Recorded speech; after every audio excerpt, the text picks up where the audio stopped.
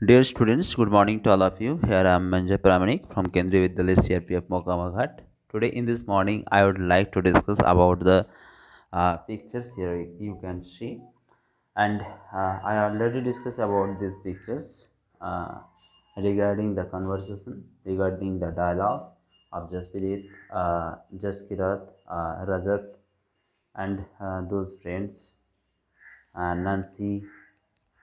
They are talking with each other about the illness, about the fever, about the blood test, how we can find out the malaria by blood test, by testing blood. So all these things I already introduced, I already initiate uh, in last class. But today, here you can see, I suggested also to you to draw a picture just like it.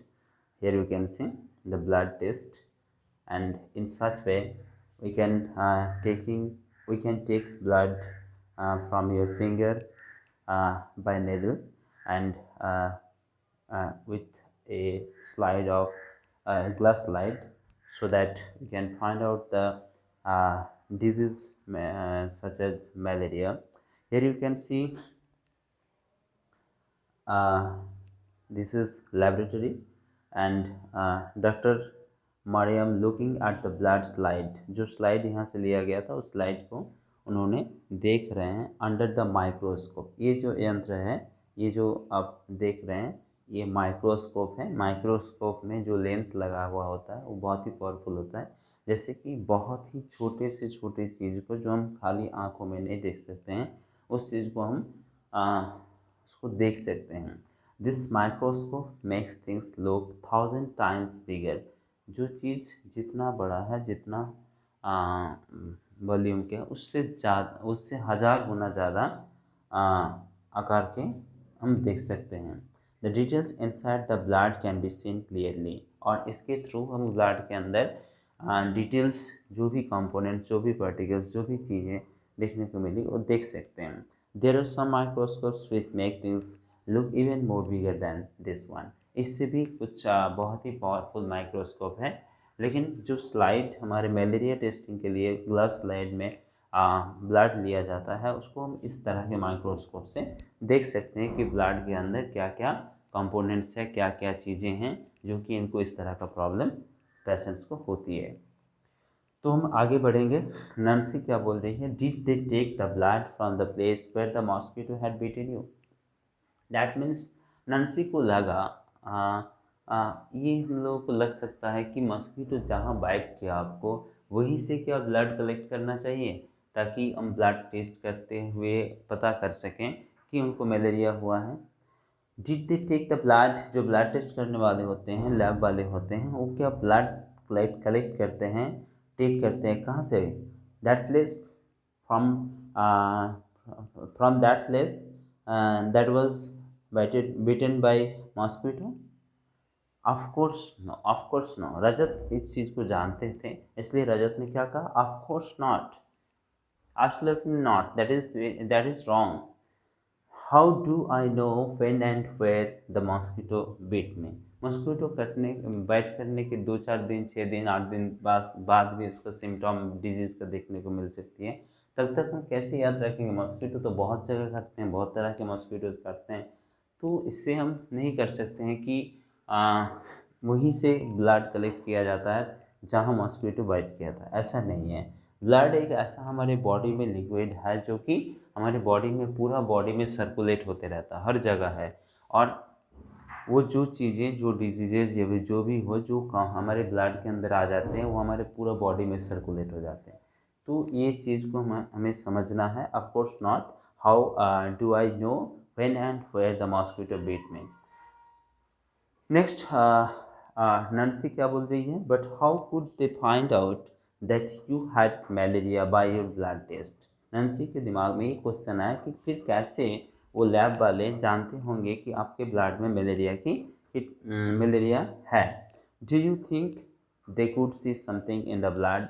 इसके बारे में हम जब आगे Ronald Ross के बारे में पढ़ेंगे, जो कि साइंटिस्ट थे जिन्होंने प्लाज्मोडियम वाइवेक्स, जो मलेरिया के कीटाणु की नाम है, जिसके कारण मलेरिया होती है, जो मच्छर के द्वारा फैलाया जाता है। इसके बारे में पढ़ेंगे तब हमको बहुत अच्छी तरह से जानकारी मिलेगी कि ब्लड में क्या किस तरह की चीज़ें देखने को मिलती है जो कि मलेरिया डिजीज़ वाले पेशेंट्स के ब्लड में देखने को मिलती हैं।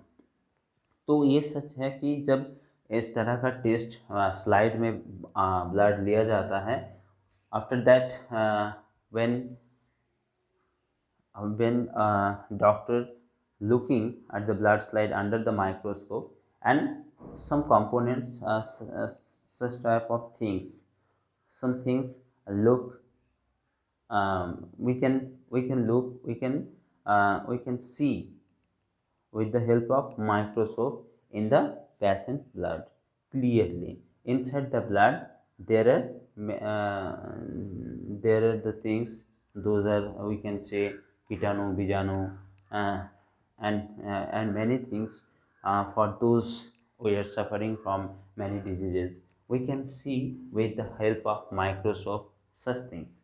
So हम ब्लड के अंदर इस चीज़ को देख सकते हैं माइक्रोस्कोप के द्वारा, ताकि ब्लड के अंदर हमारे क्या कंपोनेंट्स है, किस तरह की चीज़ें हैं जिसके कारण इस तरह के प्रॉब्लम हो रही हैं।